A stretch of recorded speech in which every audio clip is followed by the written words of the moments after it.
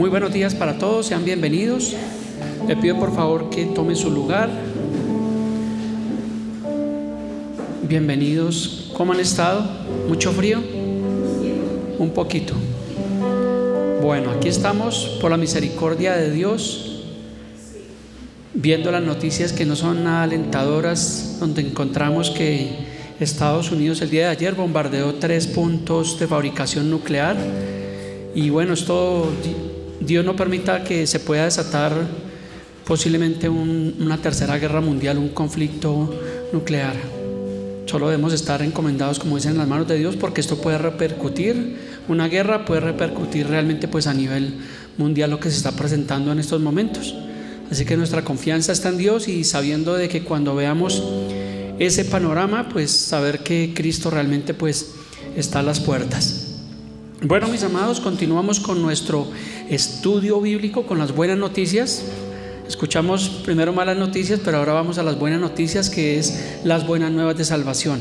Estamos haciendo un estudio bíblico de todo el capítulo, de todo el libro de Hebreos.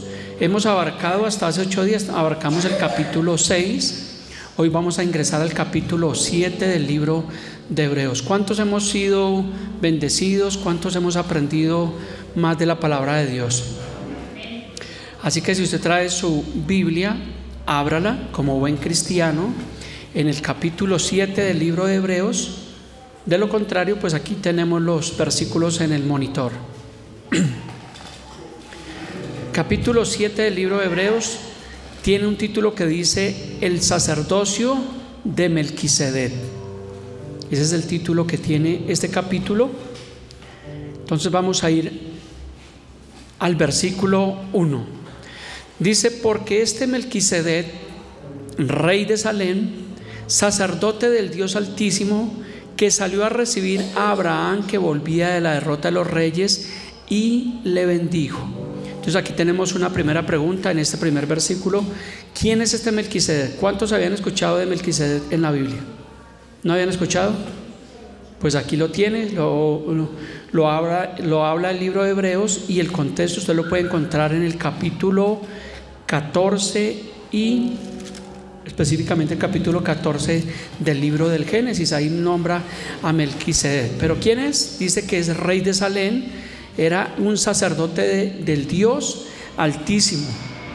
Aunque la Biblia no nos dice claramente de quién se trataba, quién era esta persona, simplemente nos da una pista, o sea, un título, una orden divina.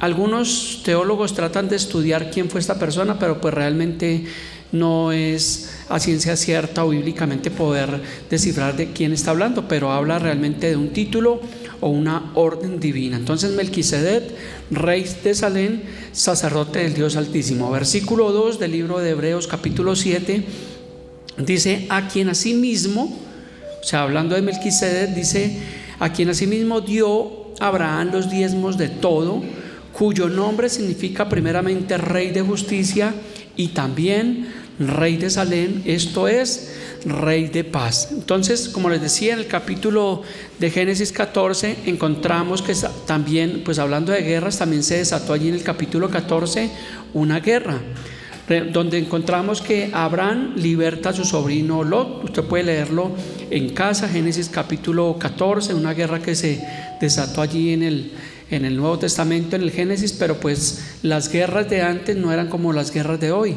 Las guerras de antes pues eran, como dicen, puros soldados a espada y con caballo. Hoy en día las guerras, pues encontramos que ya donde se desate una tercera guerra mundial, lamentablemente será con armas nucleares que pueden realmente acabar con bastantes vidas humanas, con la naturaleza. O sea, es un trastorno realmente completo donde se llegue a producir realmente un conflicto de este nivel. Y lamentablemente así no sea ahorita, pero creemos que el mundo realmente va para allá. Ahorita encontramos que las potencias pues realmente, digamos, dentro de sus políticas es conseguir armamento nuclear. Entonces realmente volvemos aquí a Génesis 14, donde encontramos esta guerra, donde encontramos que Abraham libertó a su sobrino Lot, y allí es donde se menciona realmente a este Melquisedec. Y lo que hace Melquisedec es que él bendice a Abraham y dice que que le dio a Abraham los diezmos de todo. Aquí encontramos un texto que es muy sacado de su contexto, que lo utilizan muchas iglesias para justificar de que sí, la Biblia justifica los diezmos. Pues cuando nosotros leemos realmente este capítulo completo, leemos el contexto, vamos a encontrar que nada tiene que ver con diezmos de dinero. Sí habla de unos diezmos, que es la 10ª parte, pero habla aquí, vamos a ver que esto es de un botín de guerra. No fue de los diezmos, no fue que Abraham dio de su patrimonio, no era que estaba en la congregación, sino que simplemente fue un botín de guerra. Entonces recordemos que Melquisedec se traduce como rey de justicia, y también allí en Génesis 14 nos habla de un rey de Sodoma. Recordemos que Sodoma era una ciudad conocida por su maldad y por su injusticia. Entonces cuando leemos Génesis capítulo 14, el contexto de Hebreos, encontramos que hay un rey de justicia que es Melquisedec, pero también habla de un rey de injusticia que es realmente este rey de Sodoma. Y hablando del rey Melquisedec, rey de justicia, dice Hebreos 7:3, dice: sin padre, sin madre, sin genealogía, que ni tiene principio de días ni fin de vida, sino hecho semejante al Hijo de Dios, permanece sacerdote para siempre. Entonces habla que no tiene genealogía, o sea que no se puede conocer realmente quién es este Melquisedec. Como le digo, hay muchos estudiosos, muchos teólogos, muchos pastores que tratan de descifrar quién era este Melquisedec. Alguno de ellos llegó a la conclusión de que podría tratarse posiblemente de uno de los hijos de Noé, de Sem. Pues tiene algo de lógica, pero pues realmente simplemente son presunciones. Hebreos 7:4 dice: considerad pues cuán grande era este, a quien aún Abraham el patriarca dio los diezmos del botín. Entonces encontramos, para que usted se haga la idea, hubo una guerra allí en el libro de Génesis capítulo 14, allí se libró una guerra y realmente pues hubo un botín. En los antepasados, cuando habían guerras, lo que hacían los que triunfaban en la guerra era que saqueaban obviamente los bienes de la otra ciudad o del enemigo, y aquí pues eso se conoce como un botín de guerra, y esos diezmos tienen que ver con ese botín de guerra. Obviamente, mas Abraham nunca dio del patrimonio obviamente de su riqueza.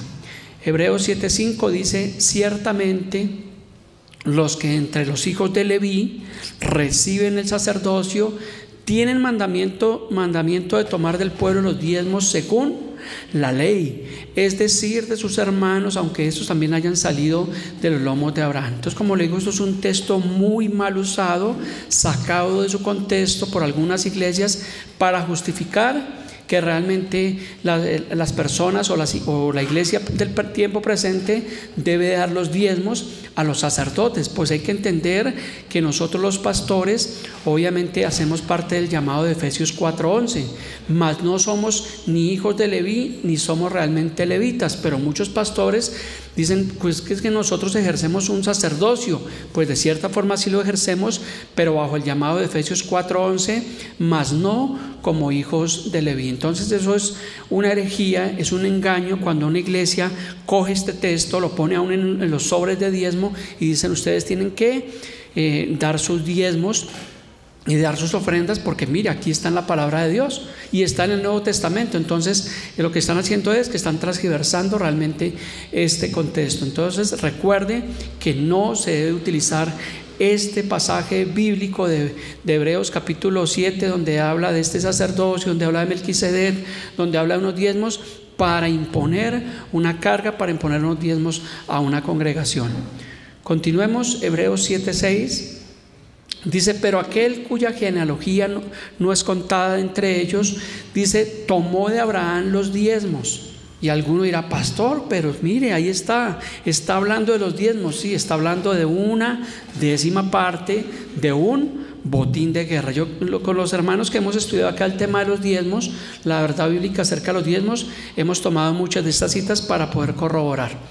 Entonces dice el versículo 7:6,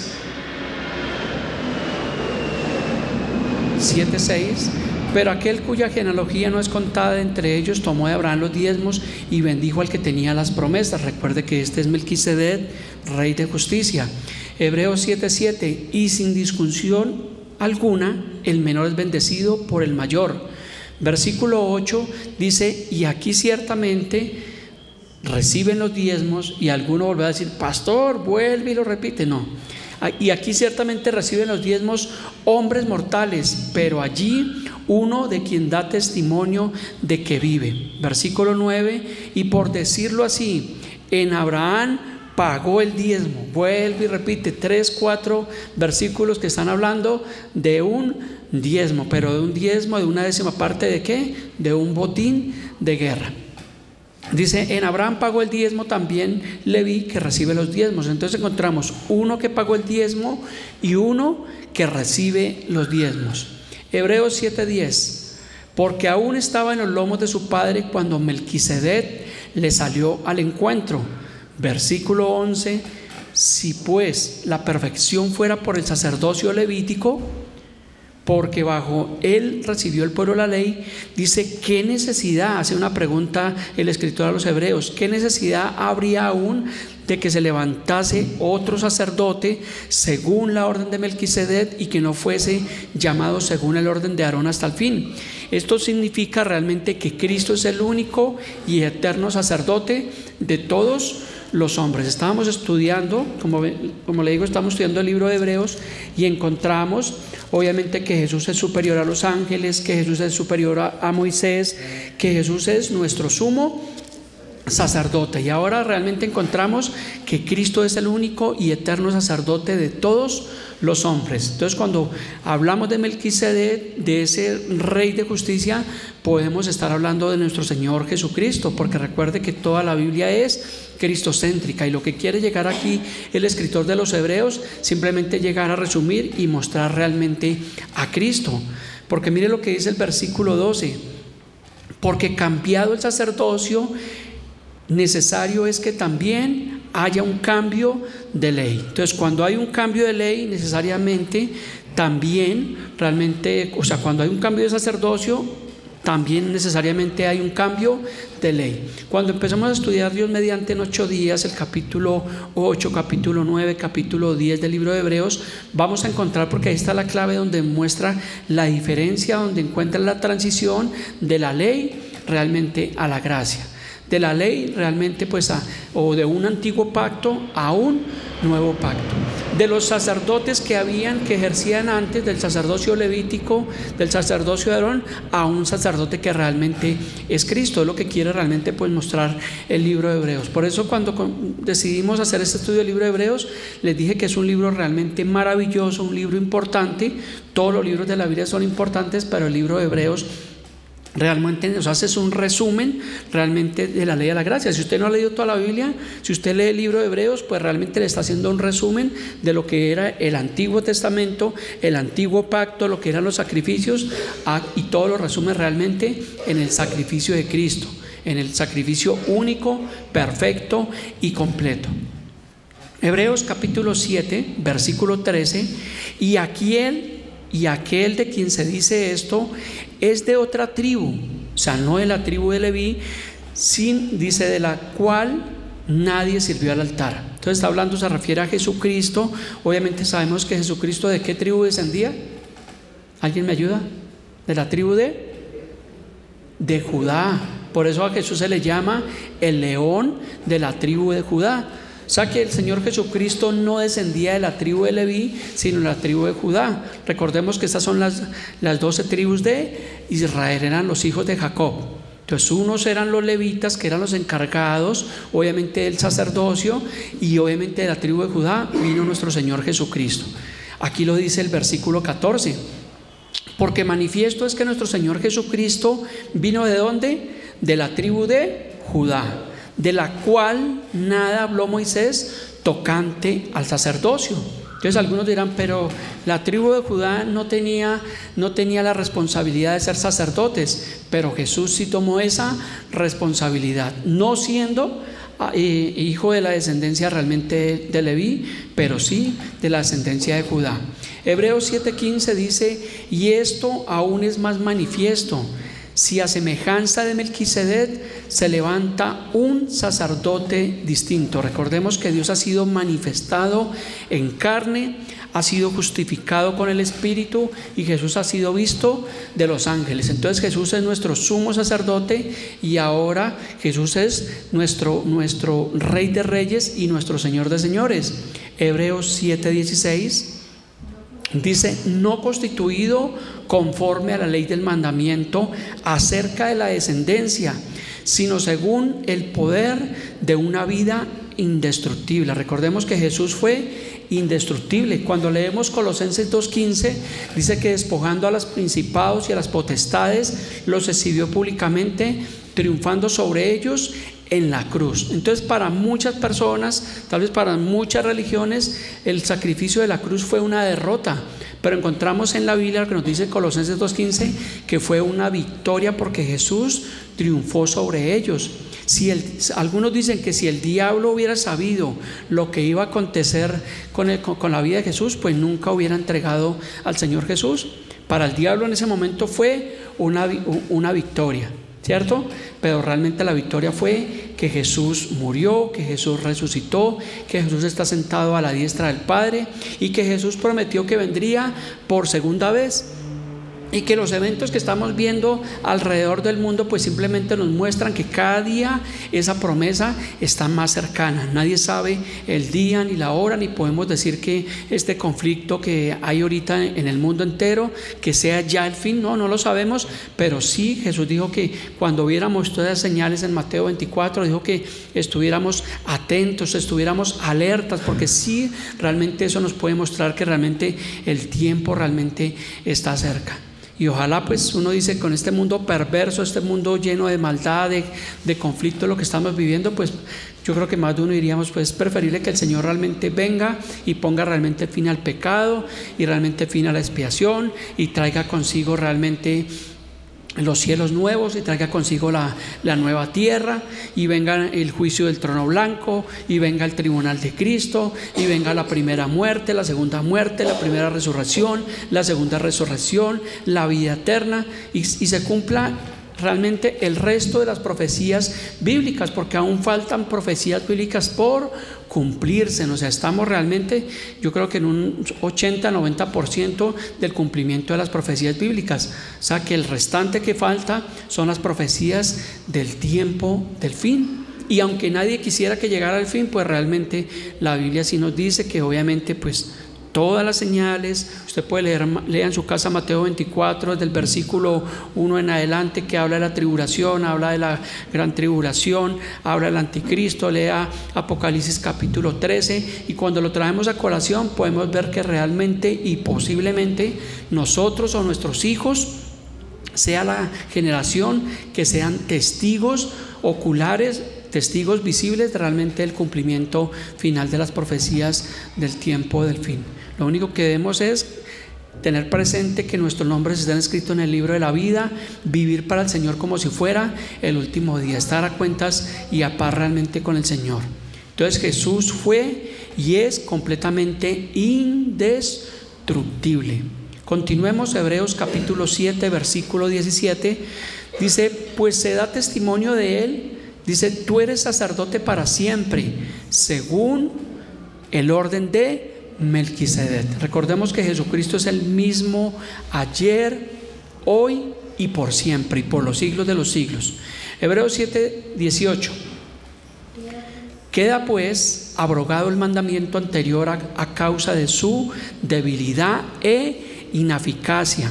Lo que nos está diciendo este versículo, que nos está tratando de decir el escritor, es que obviamente el antiguo pacto tenía ineficiencia, era bastante débil. En 8 días, si Dios lo permite, vamos a empezar, como dicen, a tener más destellos. ¿Por qué tuvo que ser cambiado ese pacto por un pacto establecido sobre mejores promesas? Pero muchas denominaciones, muchas iglesias, muchos grupos étnicos aún insisten en perseverar y permanecer en la ley, en el antiguo pacto, cuando no entienden que realmente estamos en un mejor pacto establecido sobre mejores promesas.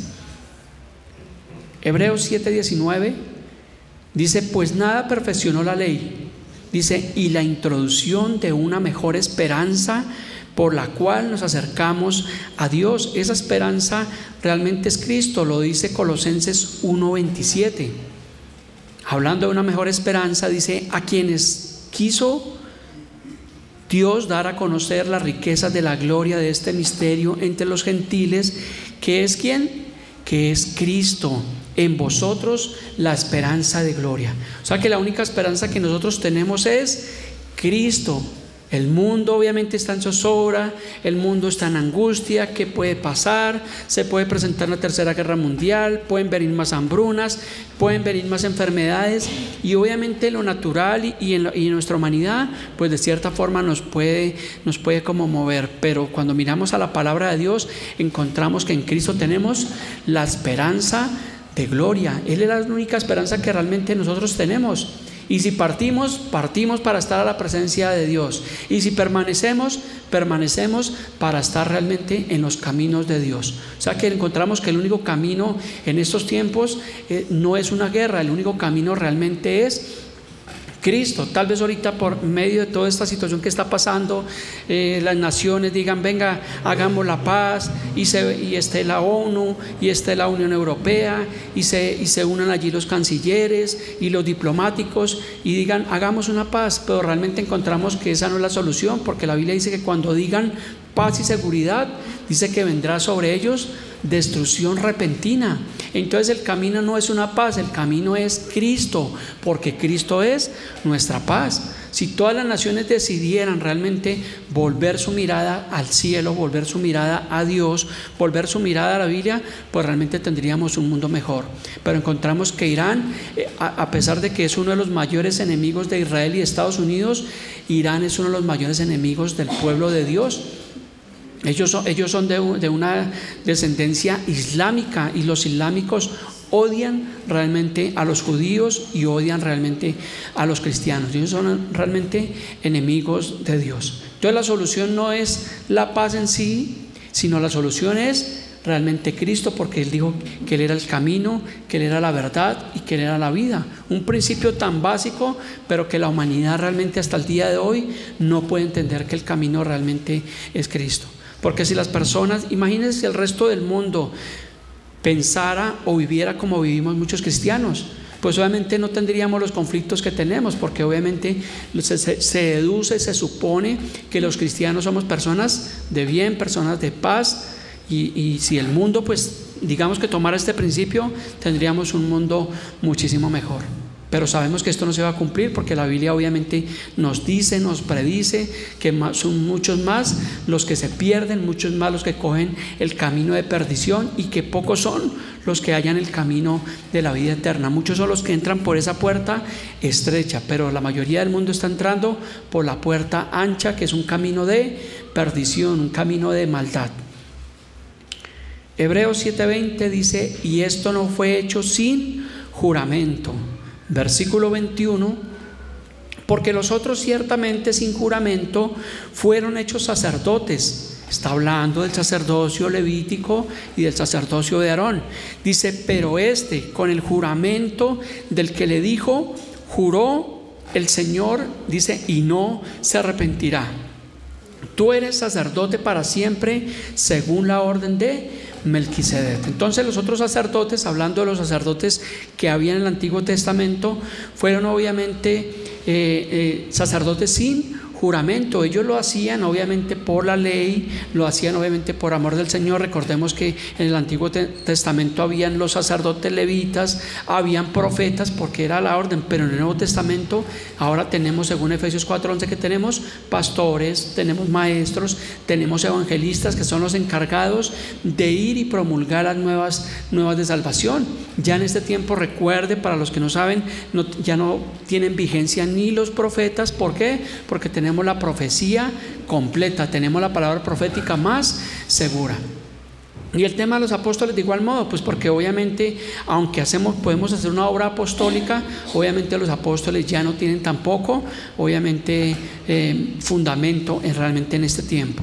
Hebreos 7:22: por tanto, aquí dice el escritor, dice: por tanto Jesús es hecho fiador de un mejor pacto. Si ve que el escritor de los Hebreos nos va llevando, nos va mostrando, nos va, como dicen, trayendo de la antigua ley, del pasado, nos va trayendo ¿a dónde? A Cristo. Por eso yo le digo que la Biblia es cristocéntrica. Los libros de la Biblia siempre exaltan a la persona del Señor Jesús. Entonces dice, por tanto Jesús es hecho fiador de un mejor pacto. Y si Jesús es hecho mejor de un mejor pacto, ¿por qué pretender o por qué querer estar en un antiguo pacto? Sería una muy buena pregunta para los judaizantes, para personas que quieren aún permanecer en la ley, que quieren guardar el sábado, que creen que por guardar una vestimenta. No, aquí está diciendo que Jesús es fiador de un mejor pacto establecido sobre mejores promesas. Entonces, ¿qué escogemos nosotros? Pues obviamente a Jesús, obviamente bajo ese mejor pacto. Y ese pacto está establecido ¿en qué? En su sangre, en la cual hay remisión, en la cual hay redención, en la cual hay salvación.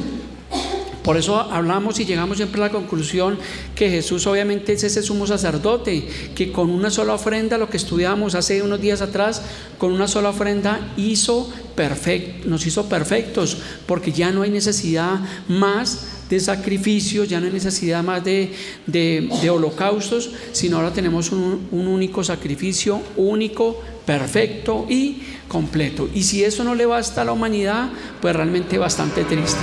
Porque si no se conforman con el sacrificio de Cristo y lo menosprecian y pisotean su sangre, pues realmente bastante triste.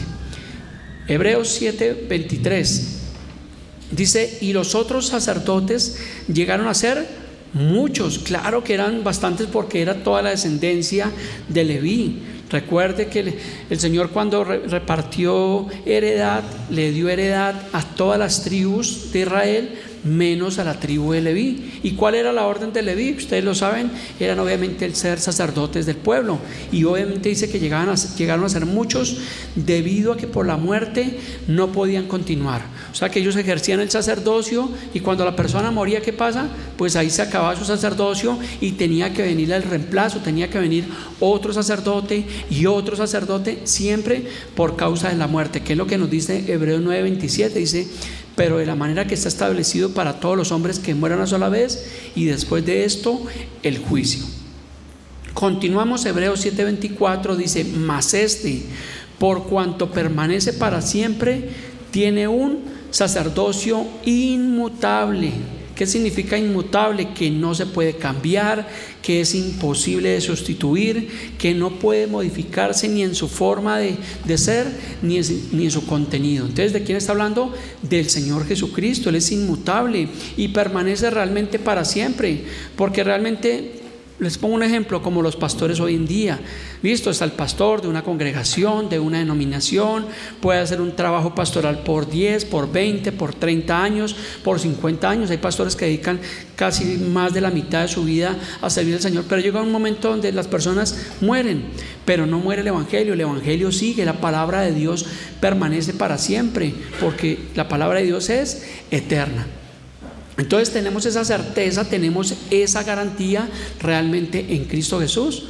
Por eso yo siempre en mis estudios yo he podido llegar a la conclusión que las denominaciones no salvan, ni las religiones, ni el decir soy cristiano o soy católico o soy musulmán. No, realmente lo único que nos salva es Cristo.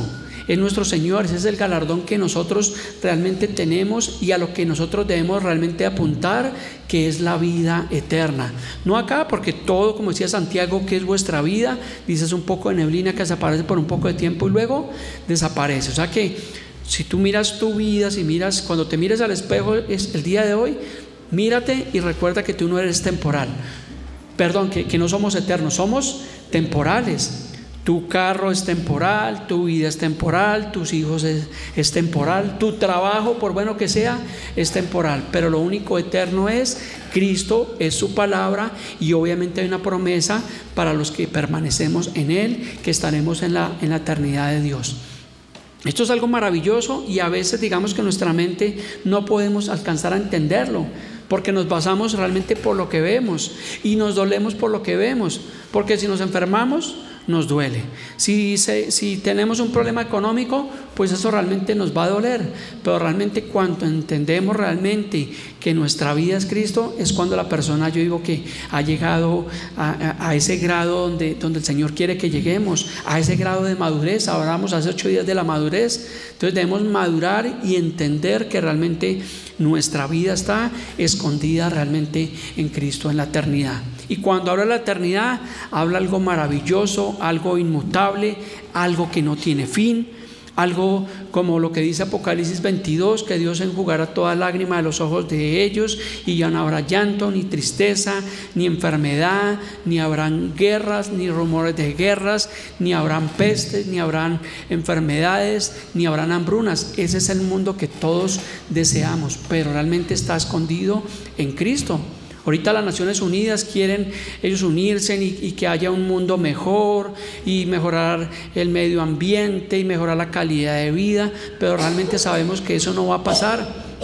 El mundo va en decadencia y el mundo va de mal en peor. Tienen muy buenos propósitos, muy buenas acciones, pero realmente sabemos que eso no va a funcionar, porque lo que realmente funciona es el Señor Jesús. Hebreos 7:25 dice: por lo cual puede también salvar perpetuamente a los que por ellos se acercan a Dios, viviendo siempre para interceder por ellos. Entonces está hablando de la promesa de Juan 3:16, porque de tal manera, dice, amó Dios al mundo, que ha dado ¿a quién? A su Hijo unigénito, dice, para que todo aquel que en él cree, dice, no se pierda, mas tenga vida eterna. O sea que, mire, los hombres pueden mentir, los pastores se pueden equivocar, pero la Biblia no miente ni se equivoca. La Biblia es realmente infalible, no hay error en ella. Y si la Biblia nos habla por medio de Jesús de una vida eterna, es realmente es porque está la vida eterna. Es lo que les vengo diciendo, que nos lo dice acá Hebreos 7:25, por lo cual también puede salvar perpetuamente a los que por él se acercan a Dios, a los que han creído, a los que le han recibido, no a los que rechazan el evangelio, porque las personas que rechazan el evangelio, las personas que aman la maldad, las personas que están en tinieblas, son personas que realmente están en condenación. Y nosotros no estamos en condenación. Lo que dice Romanos 8:1 dice: ahora pues no hay ninguna condenación para los que están en Cristo Jesús. Y está hablando de nosotros, o sea que ya no hay esa condenación. Si vivimos, para el Señor vivimos, y si morimos, para el Señor morimos. Entonces, ¿cuál es la conclusión? Que mientras que estemos en esta vida, mientras que estemos en este cuerpo, mientras que el Señor nos permita, debemos vivir la vida de Dios. La vida cristiana es una vida realmente maravillosa. Para muchos se puede tornar aburrida. Ay, no, pero qué feo, pero ¿por qué no puedo tomarme una cerveza? ¿Pero por qué no puedo ir a una fiesta? ¿Pero por qué no puedo hacer esto? Y para muchos la vida cristiana se torna realmente como aburrida, pero la vida cristiana es en sí maravillosa, porque lo que hace el Señor es que nos preserva, nos guarda, nos da una sabiduría. No estar como el mundo está realmente sin Cristo. Realmente el mundo está expuesto realmente a la muerte física y a la muerte espiritual. Hebreos 7:26 dice: porque tal sumo sacerdote nos convenía, santo, inocente, sin mancha, apartado de los pecadores y hecho más sublimes que los cielos. ¿De quién está hablando acá? De Jesús, de uno que nunca cometió pecado. Por eso fue que Pilato tuvo que lavar sus manos y decir: ningún delito hallo en este hombre, porque Jesús fue concebido sin pecado. Pero ahora tristemente encuentra uno pastores de denominaciones diciendo que Jesús sí cometió pecado, quitando la divinidad realmente de Cristo. Hoy en día escuchamos unas herejías impresionantes. Tenga cuidado cuando usted vaya allí a la internet a escuchar mensajes, porque realmente son más los mensajes de heréticos que realmente la verdad del evangelio, porque tratan de desdibujar la persona del Señor Jesucristo, tratan de desdibujar obviamente la obra redentora de Cristo. Entonces mira siempre a la palabra, mira siempre a la escritura, escudriña, como dice Juan 5:39, que escudriñemos las escrituras porque a vosotros nos parece que en ellas tenemos vida eterna. Vea la palabra de Dios, lee los evangelios, Mateo, Lucas, Marcos, Juan, luego lee las epístolas de Pablo, Corintios, Gálatas, Efesios, Filipenses, Colosenses, Tesalonicenses, lee las cartas de Pedro, de Judas, el libro de Apocalipsis, y luego ahí empieza a leer el Antiguo Testamento, los profetas menores, los profetas mayores, Daniel, Ezequiel, Isaías, Jeremías, Lamentaciones, y así cuando empezamos realmente a tomar de la palabra de Dios, ¿qué es lo que pasa? Que el Señor dijo: conocerán la verdad y la verdad nos hace libres. Entre más conozcamos la verdad del Evangelio de Dios, más vamos a ser libres del pecado, de la mentira, del engaño, de la opresión realmente de Satanás. Entonces siempre la clave está escrito en la palabra de Dios. Por eso el Señor Jesús, cuando fue tentado 3 veces, Jesús siempre dijo: escrito está. Y si escrito está, es porque tenemos que ir a la escritura, a la palabra de Dios. Pero el problema que encontramos hoy en día es que muchos cristianos no leen la palabra de Dios, no escudriñan, les gusta oír, mas no corroborar. Y recuerde que nosotros debemos hacer como hacían los primeros creyentes en Berea. En Hechos 17:11 dice que ellos corroboraban con los manuscritos para ver si lo que hablaba Pablo y Silas estaba de acuerdo a la ley y a los profetas. Y es lo que tenemos que hacer: escudriñar, corroborar. Siempre que escuchemos de Dios, siempre que escuchemos un mensaje, que tenemos que hacer: vaya y escudriñe, vaya y corrobore que esto está de acuerdo a la Biblia, a la palabra de Dios. Por eso la importancia de los mensajes expositivos, por eso la importancia de hacer estos estudios que hacemos, de escudriñar capítulo a capítulo, versículo a versículo, a veces palabra a palabra, porque es la mejor forma de poder escudriñar la palabra de Dios, de ver realmente el texto, el contexto, de ver la historia, a quién estaba hablando, por qué estaba hablando, y realmente así podemos tener una mayor comprensión de la palabra de Dios. Vamos concluyendo nuestra enseñanza del día de hoy. Si hemos aprendido algo en estos estudios que hemos hecho del libro de Hebreos, claro que sí, vale la pena estudiar la palabra de Dios. Recordemos que la palabra de Dios no regresa vacía. Dice la carta de Efesios que la palabra de Dios es más poderosa que una espada de doble filo. Por eso la importancia de las escrituras.